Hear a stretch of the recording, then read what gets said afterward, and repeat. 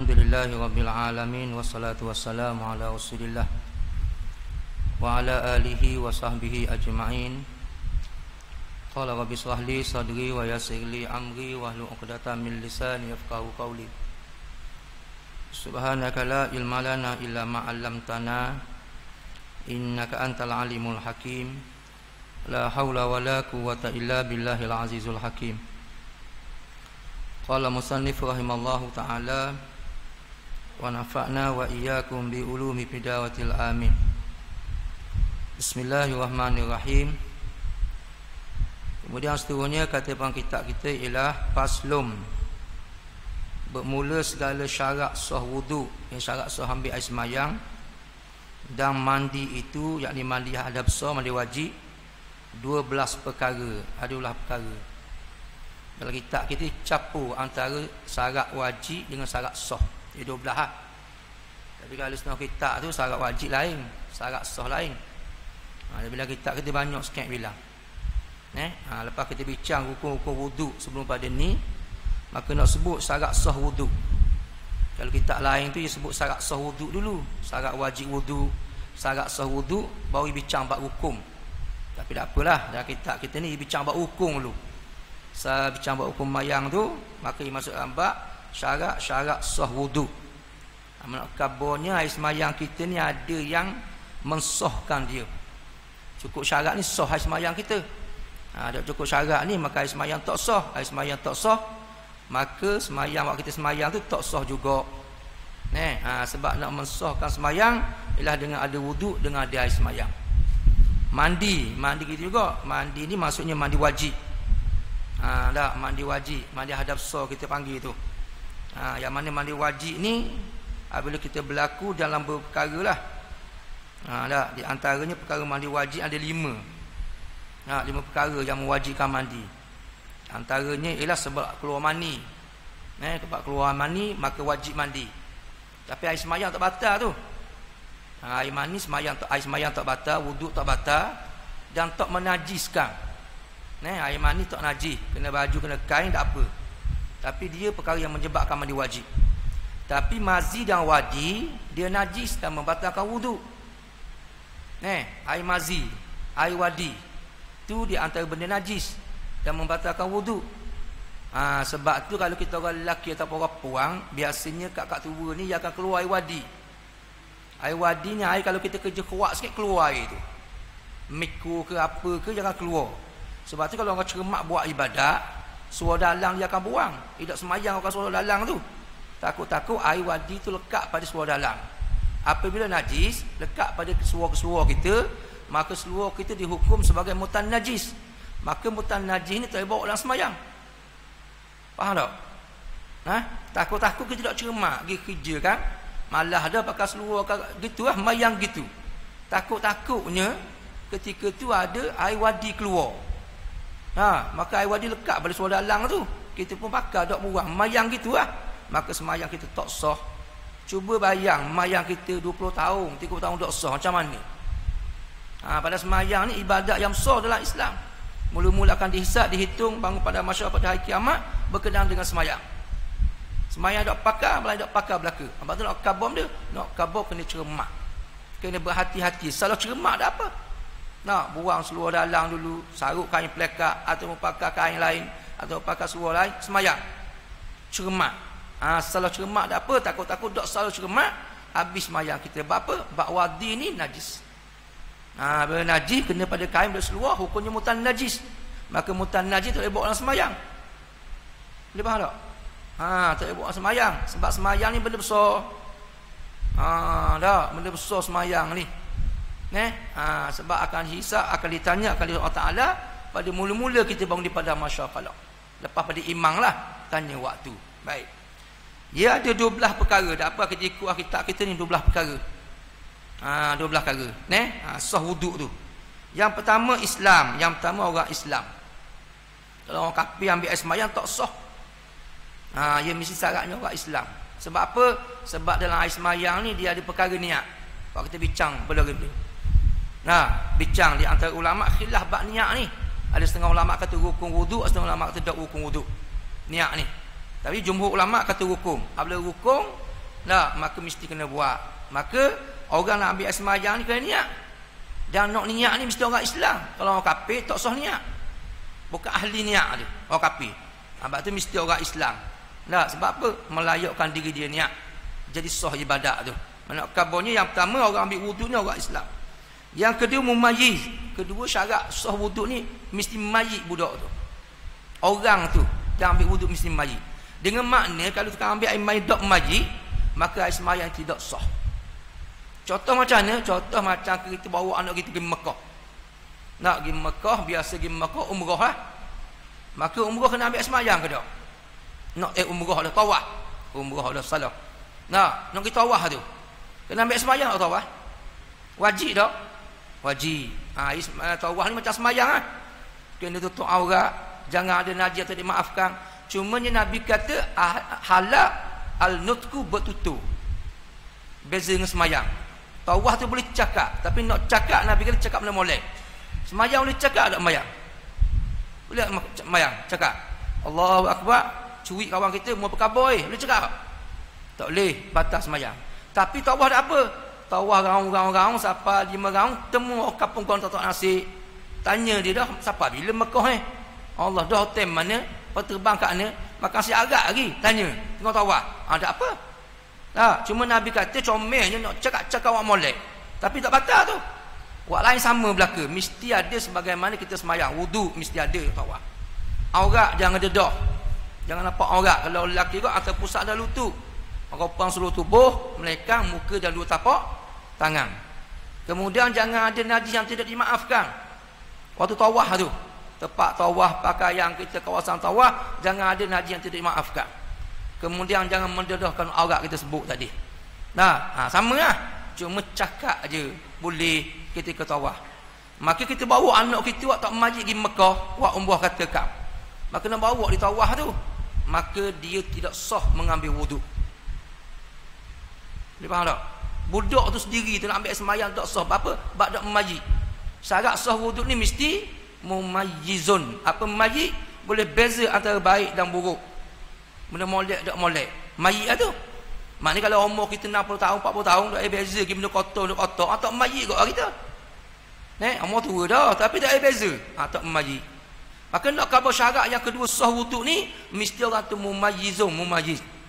Nak khabar masalah bodoh anak kita tak mayit tu, contohnya kita bawa anak kita umur setahun lebih. 2 tahun katakan, memang tak mayit lah. Maka nak tinggal di hotel, takut bimbang berlaku benda-benda. Maka erek juga nak tawaf di Kaabah tu. Maka nak tawaf tu mesti ada wuduk. Faham awak mana budak ni? Awak mana? Nak ambil ke dia tak sah tu. Nak niat bab bukan ahli niat budak ni. Awak mana? Kita ambil untuk dia dan kita meniat untuk diri dia. Kita wakil tu wali ni, orang tua ni, tolong niat ambil sembahyang ke dia dan basuhlah anggota dia tu. Maknanya ketika basuh muka tu kita niat untuk wuduk dia. Walain basuh belaka. Barulah sah wuduk tu dan boleh bawa dia tawaf Kaabah. Kalau tak sah. Tak sah hukumnya haram tawaf kadang tidak ada wuduk. Ni pandangan jumhur ulama. Maksudnya syarat sah wuduk mesti mumayyiz. Tak mayyiz tak sah. Dia sama juga dalam mazhab kita bab muamalah. Ingat molek bab muamalah Bab tu muamalah kena ngaji kau. Lain pada ngaji bab ibadat, bab janayah, bab mulakahat, muamalah. Apa muamalah? Jual beli, sewa menyewa macam-macam lah. Syafi'i meletakkan syarat mesti penjual dan pembeli adalah mumayyiz. Faham tak? Nak kabur ni kalau kita tokek kedai, tiba-tiba kita sibuk, tersuruh anak kita jual. Anak kita tu umur tak mayyiz lagi. Tukang beliau tua dah 40 tahun, umur 50 tahun. Beli beras. Lalu akad ijab qabul dengan anak kita, pandangan mazhab Syafi'i tidak sah. Kalau tak sah, hasil tu halal tak halal? Duit beli beras. Kita bekerja rucik kan? Beras berapa ringgit ni? Murah ke mahal? Pasal? 50 ya? RM50 boleh halal tak halal? Halal tak halal? Ketidur ni. Halal tak? Tak halal sebab tak sah. Tak halal kita makan. Pergi sembahyang bang, doa. Macam tu nak terima sembahyang kita. kullu lahmin nabata minal harami pannaru aula bih. Tiap-tiap daging yang tumbuh daripada benda haram aula, layak, menasabah, comel daging ni masuk neraka. Nabi sebut. Tu nak kabur kena ngaji bab malak tu. Mazhab kita boleh. Gitu juga kalau kita beli suhana kita buat mayit pergi beli. Nak ambil duit awang pergi kedai sebelah tu beli beras, beli mihun, beli gandum. Wi pitih dia atau pitih cukup-cukup dah. Atau budak ni biasa dah masalah pergi beli gandum. Akak ijak kubur dengan pembeli, maka buat beli ni tak mumayit, maka tidak sah menurut pandang mazhab Syafi'i. Faham tak? Malaikat nak taklid pandangan mazhab Hambali yang ambil qiyas berkenaan Nabi beli tanah ketika membeli tanah di Madinah nak buat masjid, yang mana Nabi tanah ni kepunyaan anak yatim piatu, 2 orang anak yatim piatu. Nabi beli tanah ni. Zahir hadis ni Hambali kata tu Nabi beli tu budak dak mayit pun. Tapi ditakwil oleh jumhur ulama, bukan beli dengan budak ni, beli dengan wali dia. Dia faham tak? Nampak tak? Tu nak kabar. Sebab tu penting belajar tu. Sebab hidup kita ni tuan-tuan tak lepas daripada hukum hakam Allah Ta'ala. Kita buat benda, dia sakok, dia peranggan dengan hukum Tuhan ni. Cakap kabar, ada halal, haram, pahala, dosa, syurga, neraka. Makan minum, dia terhad, dosa, pahala, neraka, syurga. Tak kira buat benda-benda pun. Maka sebab tu kita orang Islam ni kena ngaji, kena faham. Orang yang pakai tentang agama, mereka yang Allah Ta'ala nak jadi baik. Man yuridu bi khairan yufaqihu fid din. Barang siapa Tuhan nak jadikan orang tu baik, Tuhan memaham masalah agama. Sebab tu kita faham agama kita ni.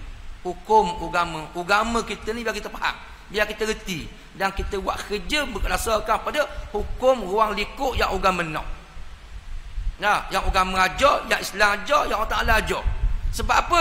Sebab pas pada ni Tuhan akan tanya di pada masyarakat hukum hakam yang Tuhan letak tu kita buat gua ni.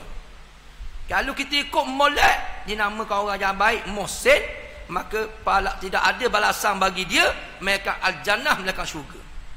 Tapi kalau kita langgar peranggang, langgar batasan, langgar hukum, dinama orang yang khatiin, orang yang jahat, orang yang celaka, maka tidak ada tempat bagi orang jahat ni bagi Allah melainkan dalam neraka Allah Subhanahu Wa Taala.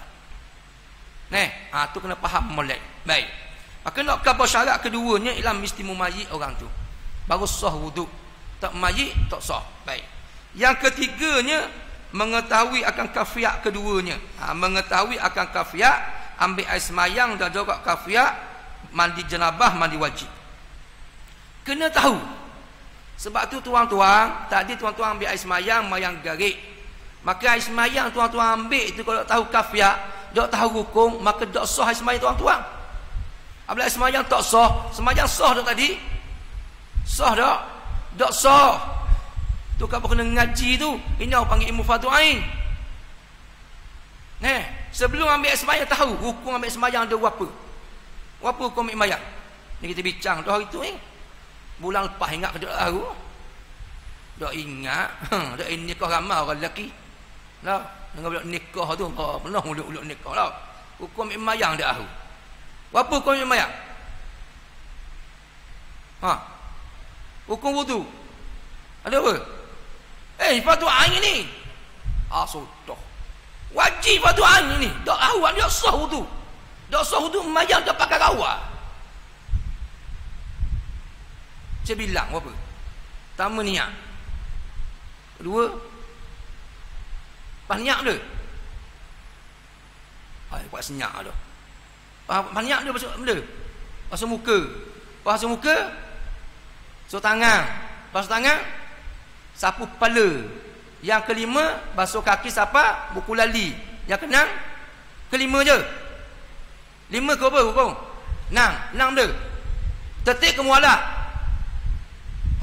Senyak lalu. Jebol lalu perut. Dok jazang juga ilmu. Tak putus mana juga. Tertib. Tak mualak tertib. Ni nang hukum bagi mazhab kita Imam Syafi'i. Walaupun hukum semayang ni khilaf ulama. Ada kata 4, ada kata 7. Tapi pandangan mazhab kita ada nang. Maknanya nang dia tahu. Paling tidak orang soal kita boleh jawab. Walaupun nak bilang sesedak uti. Boleh jawab. Sah dah wudu. Macam semayang kok. Temayang garik ni kan. Kita tahu hukum semayang. Ada berapa hukum semayang? 13. Kita bilang dah ingat. Tapi orang tanya kita boleh jawab. Fatihah hukum ke tak? Tahiyat awal hukum ke tak? Doa antara sujud hukum ke tak? Tahiyat akhir hukum ke tak? Selawat hukum ke tak? Tu boleh jawab. Tak apa dah kata Imam Nawawi. Tapi kalau dah jawab agak, habis. Nak khabar apa? Islam nak ajar kita dalam aspek buat ibadat, jangan ikut membabi buta. Kena ngaji, kena tahu. Ni. Boleh faham tak? Jangan pakai ikut je. Orang ambil memayang tak? Orang mayang semayang tak? Hukum tak tahu. Tulang beranak dalam keluarga semayang. Mayang kan?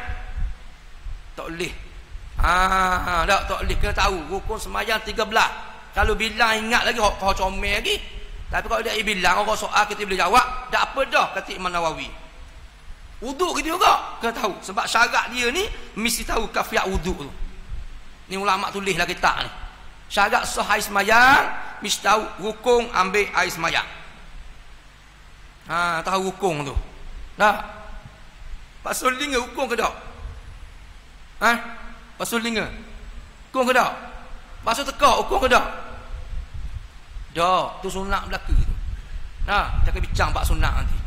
Nak kabarnya, syarat yang ketiga nak mensahkan wuduk ialah kena tahu kafiat wuduk, ataupun kita panggil kena tahu hukum ambil air semayang. Anda tahu. Baik. Yang keempat, syarat yang keempat ialah dengan air yang mutlak. Ambil air semayang tu dengan air yang mutlak. Kita ngaji dah air ni. Air mutlak, air musammasu, air mutan najis. Kita bincang dah ni. Maka air semayang ni sah dengan ambil cara guna air itu ialah air yang bernama air mutlak. Suci lagi menyucikan. Air musammasu sah ke, tapi makruh guna air itu. Ambil kabarnya air mutlak, air hujan, air telaga, air sungai, air mendiri, air mata air, 7 jenis itulah. Syaratnya mesti dengan air mutlak. Tu yang ketiga, yang keempat. Yang kelima, mengetahui akan keadaan air itu mutlak. Kena tahu keadaan air itu mutlak. Kena tahu bahawa air ni air mutlak. Tadi air mutlak, lepas tahu keadaan air mutlak. Jangan ada tahu pula. Air mutlak kedok, semua berak ambil mayak. Tak jadi. Mesti tahu air nak ambil ni mesti air mutlak. Bukan air musamma, bukan air mustakmal, bukan air mutan najis. Ni air mutlak. Baru sah wuduk tu. Sah air semayang tu. Barulah kita buat semayang dengan wuduk tu hukumnya sah. Kemudian seterusnya ialah ketiadaan sesuatu yang menegak akan sampai air kepada anggota keduanya. Jangan ada benda yang menegah sampai air pada anggota wuduk. Kalau muka kat kawasan wuduk ni ialah meninggi dia bertumbuh rambut sampai bawah dagu. Daripada anak telinga kanan sampai anak kiri di kawasan dia. Maka kawasan ni jangan ada benda yang menegah air sampai kulit muka. Sampai belakang air tu. Kalau tangan kau ujung jari, wa aidikum ilal marafiq, kata Tuhan. Start pada tangan kamu sampai marafiq. Apa marafiq? Marafiq maknanya pertemuan dua tulang, antara tulang atas dengan tulang bawah. Kita panggil siku. Ni marafiq. Maka dalam kawasan ni jangan ada suatu benda yang menegah air sampai kulit. Kalau ada maka tak sah wuduk kita. Contoh macam mana?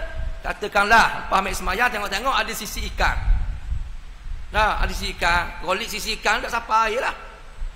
Maka kena buang sisi tu, kena basuh semula tangan tersebut dan basuh anggota lepas pada tangan. Benda anggota lepas tangan. Anggota lepas pada tangan benda. Tangan, kepala, kaki. Kena ulang-ulang semula. Muka tak payah dak. Faham tak ni?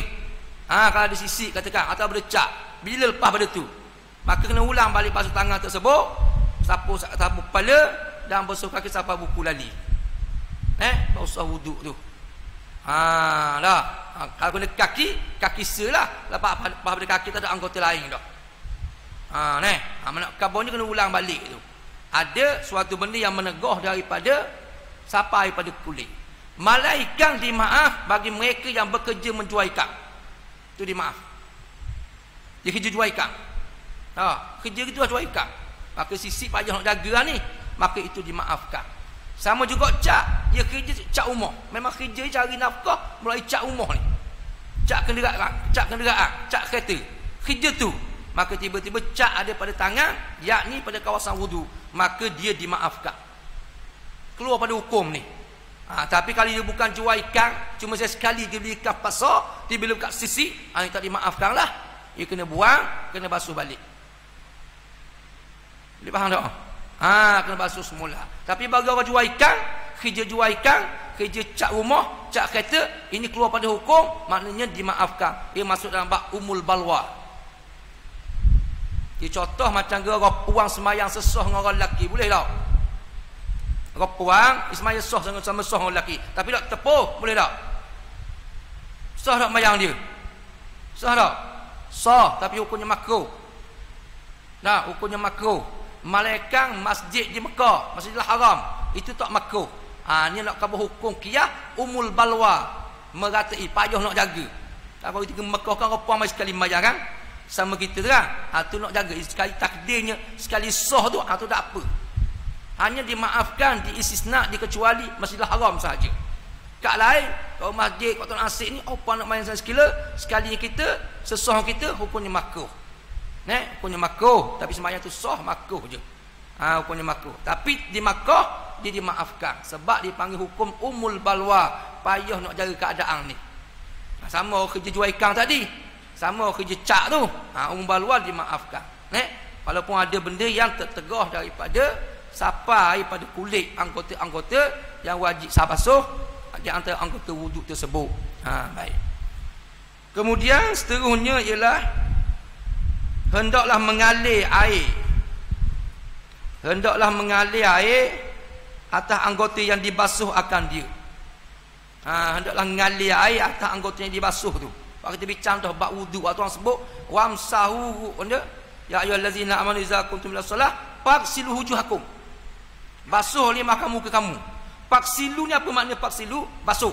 Basuh dibincang oleh para ulama. Kata ulama basuh ni mesti syarat dia mengalir air.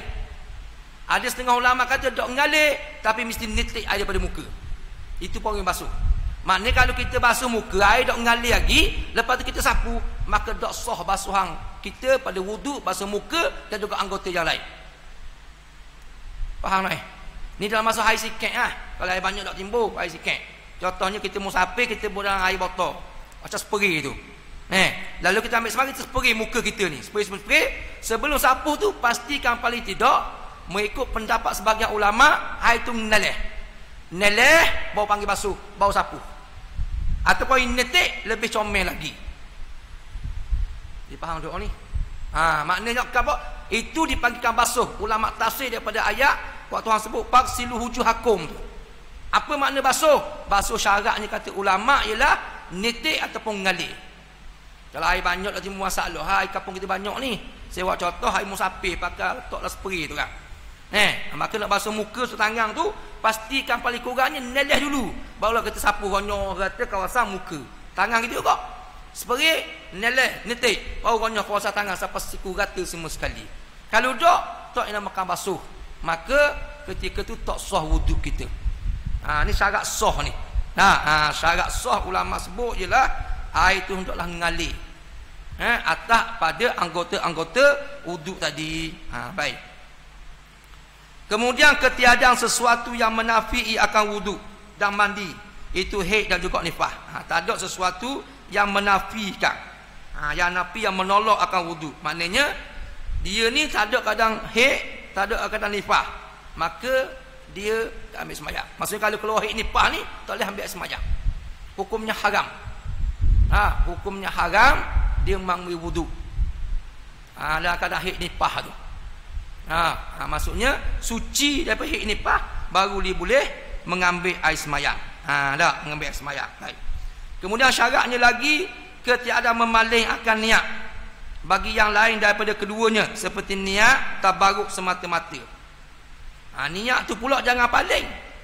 Maksudnya kalau kita ambil air sembahyang tu, niat hanya nak sejuk je. Musim panas ni, kita basuh muka, belah-belah basuh muka, basuh tangan ambil lalu lalu niat nak ambil, nak sejuk tubuh je, maka tak sah. Tapi kalau niat ambil air sembahyang, campur niat dengan sejuk muka, sejuk tubuh badan, tu tak apa. Tu tak apa. Maknanya niat gabung dengan niat nak sejuk tubuh, tu tak apa. Nak sejuk anggota, tu tak apa. Tapi kalau niat semata-mata nak tabarruk, nak bersejuk-sejuk dengan dia. Mungkin musim panas ni, basuh muka, lambung muka tu, niat sejuk, lepas tu basuh habis anggota lain, maka tak sah wuduk tadi. Tak sah. Sama juga kalau kita ambil air semayang, dalam keadaan kita syok. Ada air semayang, kita syok. Lepas tu kita ambil air semayang. Lepas kita ambil air semayang, selesai ambil air semayang, kita pun nak semayang. Waktu contoh semayang. Sebelum angkat takbiratul ihram, dimari keyakinan bahawa air semayang kita batal dah tadi. Boleh faham tak Sekarang kita syok. Masalah kan kita syok ni. Batal dak wudu. Lalu kita pun pergi ambil air semayang dalam keadaan syok tadi. Pergi ambil air semayang. Lepas selesai ambil air semayang, sebelum angkat takbiratul ihram, tiba-tiba mari keyakinan bahawa wuduk kita batal dah. Sebelum angkat takbir ni mari yakin memang batal angkuh tadi. Maka air semayang kita ambil ketika syok tu tak boleh guna, kena ambil semula air semayang. Walaupun ketika tu tak batal wuduk kita tadi. Boleh faham tak? Kita syok, ada air semayang ni. Maka lepas tu kita ambil air semayang. Was-was dengan syok sama tu. Sama. Maknanya kita ambil air semayang. Lepas ambil air semayang, sebelum angkat takbir ni, mari keyakinan batal sungguh wuduk tadi. Bukan warning. Mana kita ambil dah ni? Waktu tadi. Maka air semayang dalam syok ni kita boleh guna. Wajib kena ambil air semayang semula. Ya faham? Dia sama semayang kau. Semayang kalau kita tinggal rukun, kita syok tinggal rukun, maka rukun tu kena ulang. Wajib kena ulang balik rukun tu. Barulah sebelum wisalam sunat usawi.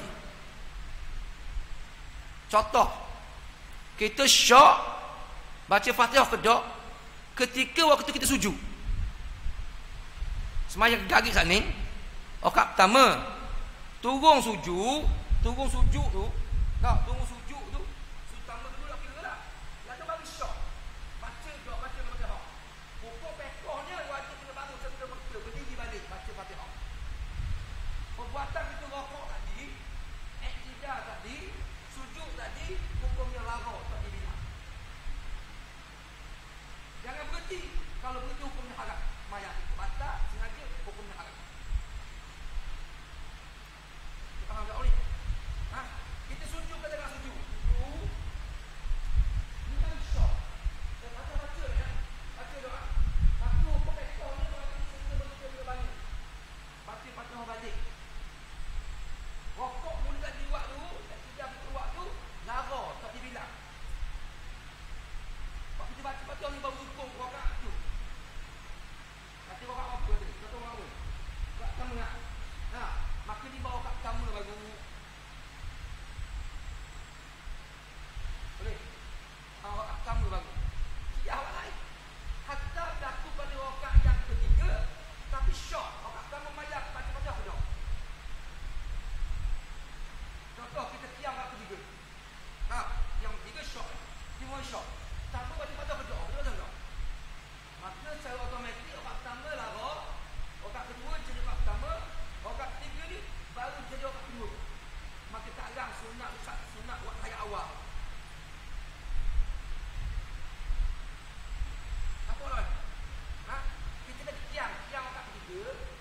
Belang-belang baca Fatihah, Maliki Yaumiddin. Dia mari tegak. Tak dibaca baca rakaat pertama dia. Mensyok. Baca doa. Maka rakaat pertama tu lara tak dibilang. Rakaat kedua tadi tu automatik dia rakaat pertama. Waktu kita sekarang duduk ni, dia ada rakaat kedua. Sekarang dah ada awal. Bangun tak bosan lagi. Tiga. Aku buat setengah ke empat. Sebelum salam, sunat usawi.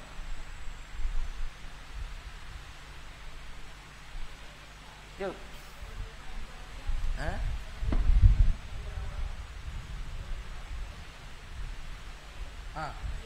Lepas tu dok lipat. Lepas tu lipat ibu kaki rukun ke tak? Rukun ke tak? Dia tanya waktu rukun ke tak? Boleh jawab lalu. Kalau tanya, kalau tahu rukun ke tak, ada jawapan lalu. Duk tanya awal, tanya akhir.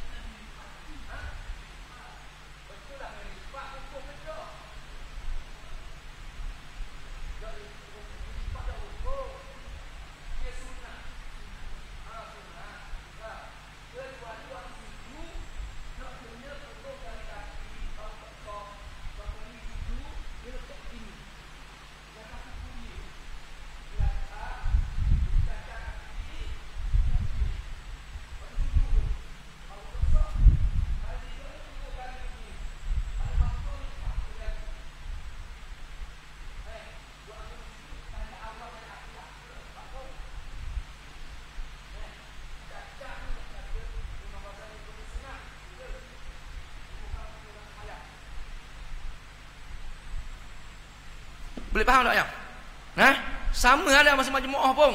Cumanya kalau berlaku syok makmum ni lain sikit berlaku syok makmum. Contohnya kita rokok sama imam, sujud sama imam, tiba-tiba kita syok. Fatihah baca tak dia tak ni? Maka hukumnya balik sama macam tadi juga. Wajib kita kena bangun serta-merta baca Fatihah. Imam kita imam. Kita makmum syok ni. Maka malah masalah ni jadi makmum muafiq ke, maka wajib baca Fatihah, dia tinggal walaupun satu huruf pun daripada Fatihah tu. Cuma di masa ketinggalan tiga huruf panjang. Dia faham kan? Kalau contoh kita sujud sama imam, cuma kita makmum syok. Aku baca dah. Ada orang masalah semayang dulu, ada sini. Main rumah asal tu lah. Kita makmum syok, kita tak ada. Maka kita syok, itu wajib kita bangun. Baca Fatihah. Imam sujud tau. Maka ketika ni hukumnya kita makmum muafiq, kena baca habis Fatihah. Sujud balik istilah dia juga. Cuma di maaf ketinggalan tiga huruf panjang. Bukan huruf panjang apa? Rokok huruf panjang, yang tidak huruf panjang, sujud huruf panjang, bila sujud huruf panjang, sujud yang kedua huruf panjang. Boleh? Tiba-tiba kita baca ayat ia kena nasta'in, sujud imam pindah huruf yang tepat. Imam bangun pada orang sebelumnya. Maka nak selamat semayang kita, ulama tengok kata diberi dua pilihan. Lagu rakaat atau huruf rakaat. Kalau lagu ikut imam kat mana? Kalau imam daya akhir, itu huruf daya akhir. Rakaat tetap hilang. Lepas imam salam, apa? Rakaat awak lagi. Kalau kita ambil pilihan untuk huruf rakaat, wajibnya aku cegah imam Allah Ta'ala. Itu semayang tinggi. Aku aku. Boleh balik semua tu, inilah ulama. Setengah kata boleh, setengah kata tak boleh. Tu khilaf. Kalau jadi gitu khilaf di kalangan para ulama. Baik. Bila? Baik, kemudian syarat seterusnya bahawa melebih akan basuh daripada qada yang wajib. Kerana hendak meratakan akan basuhnya. Tak. Syarat seterusnya ialah kena basuh lebih daripada qada yang wajib. Kalau muka ni biar basuh sampai atas kepala. Kalau bawah dagu ni basuh sampai kanak tekok. Lebih. Kalau tangan ni hak wajib sampai kat marafiq je. Ni tulang atas tulang bawah jumpa ni. Tapi sampai naik sampai bau.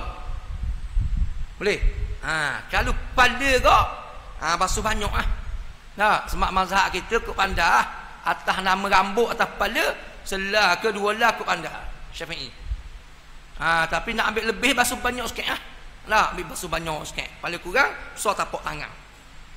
Nak keluar pada pandangan ulama awak sebut ni. Baik.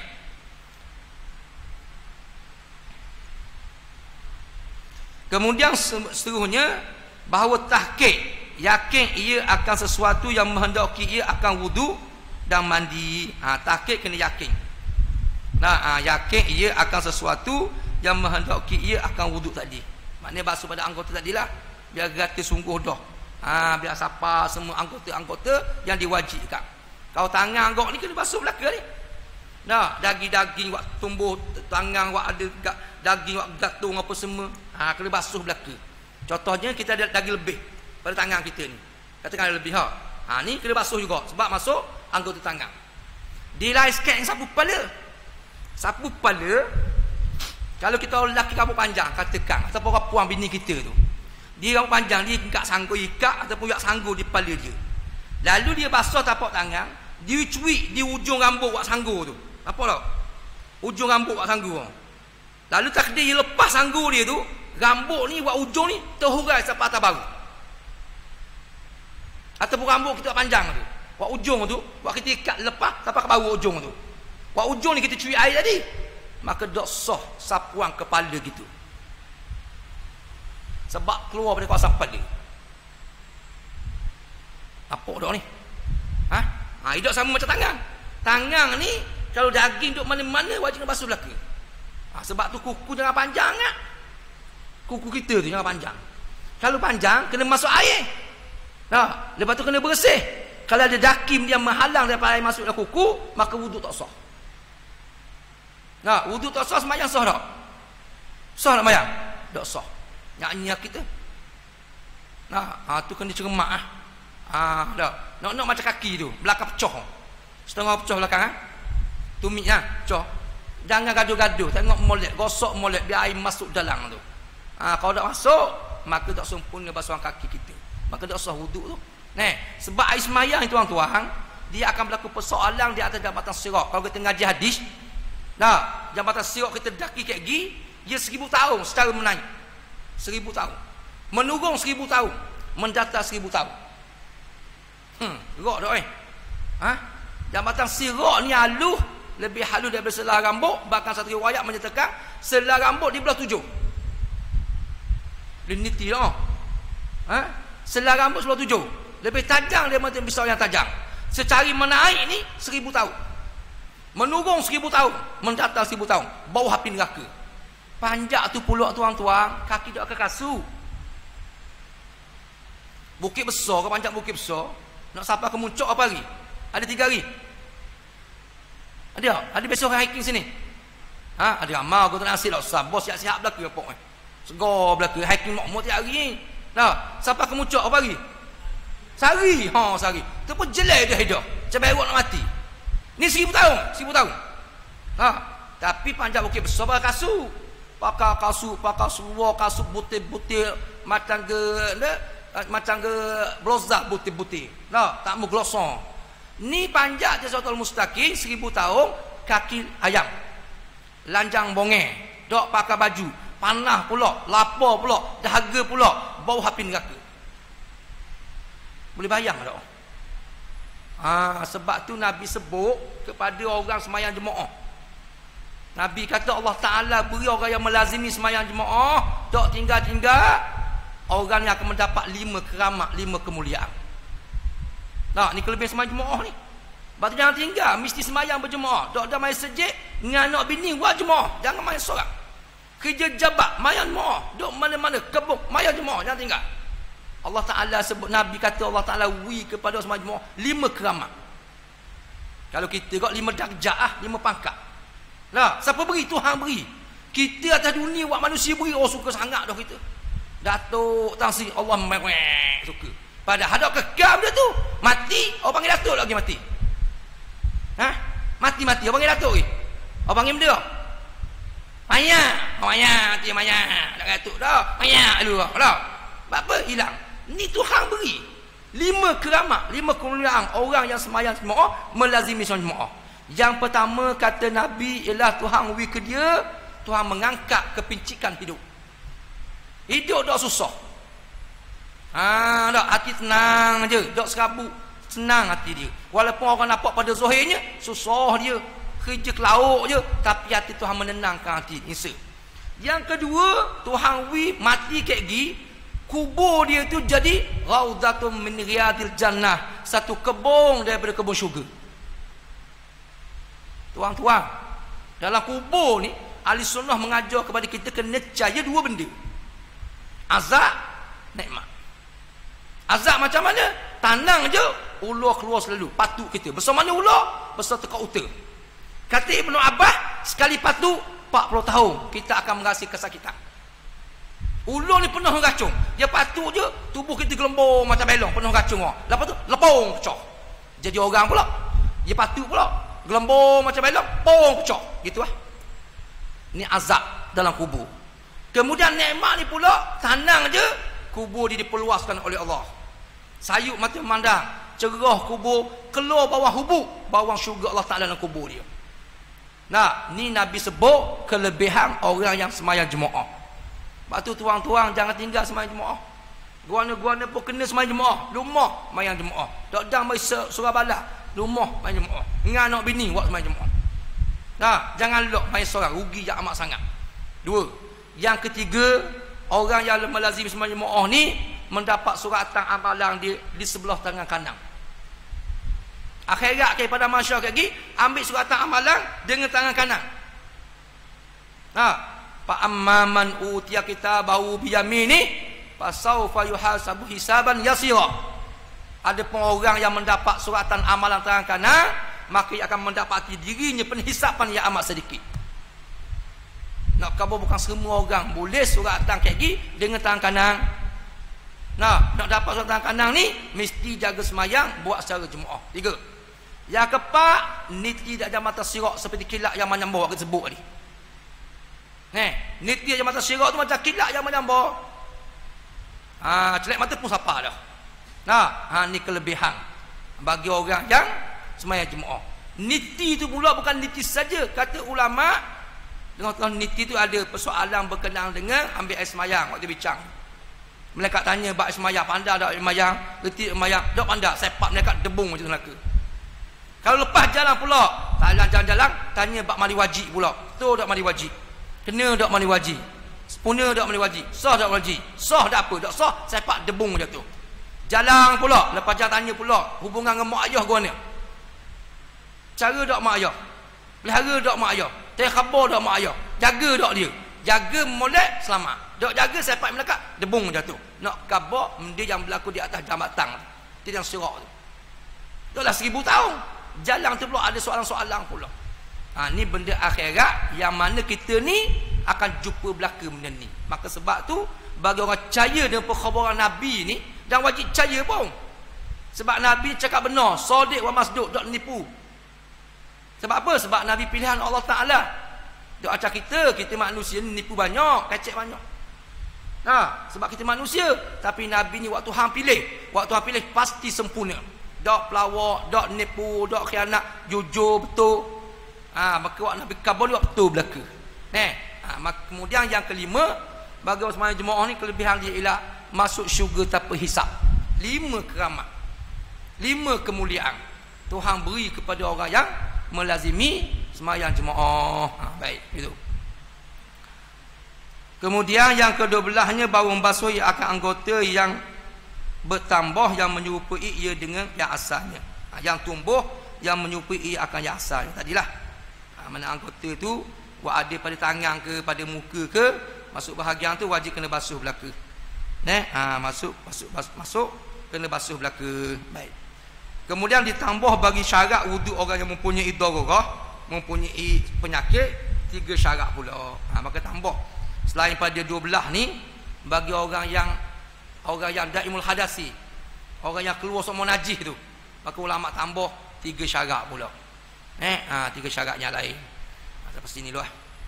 3 syarat pula tambah bagi orang yang mengalami daimul hadasi. Wallahu a'lam. Soalan tak?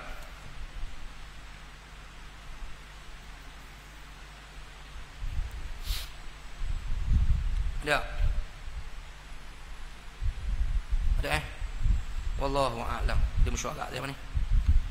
A'udzubillahi minasyaitonirrajim. Bismillahirrahmanirrahim.